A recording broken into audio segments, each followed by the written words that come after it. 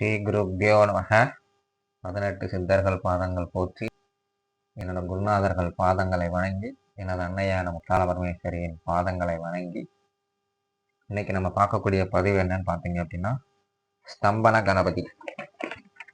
ஸ்தம்பனம் என்றால் நிறுத்துதல் அப்படின்னு அர்த்தம். ஒரு எதிரி நமக்கு செய்யக்கூடிய தீங்குகளை நிறுத்தக்கூடியது. அதாவது நமக்கு யாராவது ஒரு பிரச்சனை பண்ணணும்னு வராங்கன்னா அவங்கள அப்படியே ஸ்தம்பிக்க வைக்கிறது. வந்ததை என்னன்னு பேச வைக்காத அளவுக்கு பண்ணக்கூடிய ஒரு கணபதி தான் ஸ்தம்பன கணபதி அப்படின்னு சொல்லுவாங்க. அஷ்டகர்மத்தில் முக்கியமான செயல் வந்து ஸ்தம்பனம். ஸ்தம்பனம்னா எப்பேற்பட்ட விஷயமா இருந்தாலும் அப்படியே முடைக்கு போட்டு நிப்பாட்டி வைக்கக்கூடிய ஒரு விஷயம். ஒரு தொல்லை தரக்கூடிய நபர்களையோ, ஒரு கடன் கொடுத்தவங்களையோ, கடன் திருப்பி கேட்குறவங்களையோ நம்ம வந்து அப்படியே ஸ்தம்பனம் பண்ணி வைக்கிறது.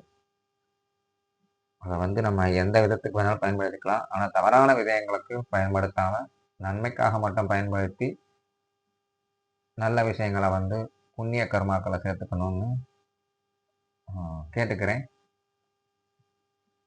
இந்த ஸ்தம்பன கணபதி வந்து நடராஜ கணபதியை வந்து வச்சு பூஜை பண்ணணும். ஏன் அப்படின்னா அவர் தான் வந்து அந்த ஸ்தம்பனம் பண்ணக்கூடிய ஒரு ஆள். இவருக்கு உண்டான திசை வந்து மேற்கு திசை. ஜெபம் பண்ணக்கூடிய மாலை வந்து தாமரை மணி மாலை. ஸ்தம்பனம் அப்படின்னா அதற்கு உண்டான மூல மந்திரத்தை பார்ப்போம். ஓம் ஸ்ரீ கிளி நடன கணபதி ஸ்தம்பய ஸ்தம்பன ஸ்வாஹா. ஓம் ஸ்ரீ கிளி நடன கணபதி ஸ்தம்பய ஸ்தம்பன ஸ்வாஹா. இந்த மந்திரத்தை கணபதிக்கு எப்பயுமே வைக்கக்கூடிய அவல் பொறிகடலை, தேங்காய் பழம், வெற்றிலைப்பாக்கு, பத்தி, சாம்பிராணி எல்லாம் பொருத்தி நல்லா பூஜையெல்லாம் நல்லா நிறைவு பண்ணிட்டு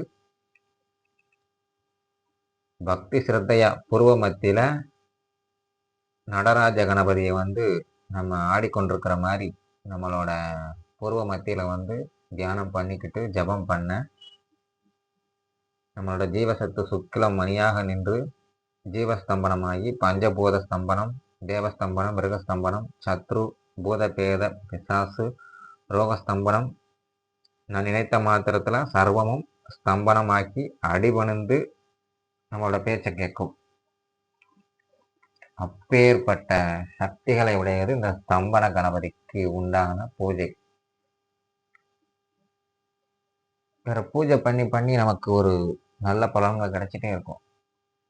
எப்படி அப்படின்னா, நம்ம கேட்கக்கூடிய விஷயங்களை வந்து உடனே செஞ்சு கொடுத்துருவார்.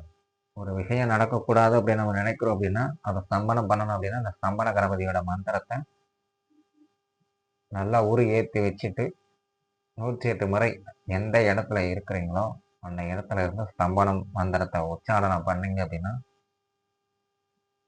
நிச்சயமா நமக்கு இந்த ஸ்தம்பனம் வந்து நடக்கும். அந்த இடத்துல இதை அனுபவபூர்வமா நிறைய பேர் நிறைய பலன்கள் அடைஞ்சிருக்காங்க.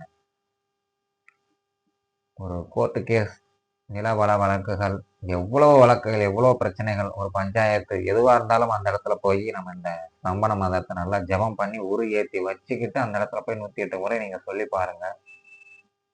நிச்சயமா அந்த ஸ்தம்பன கணபதியோட அருள் வந்து உங்களுக்கு நிச்சயமா கிடைக்கும். கணபதி என்பவர் எப்பயுமே காக்கக்கூடிய ஒருத்தர் தான்.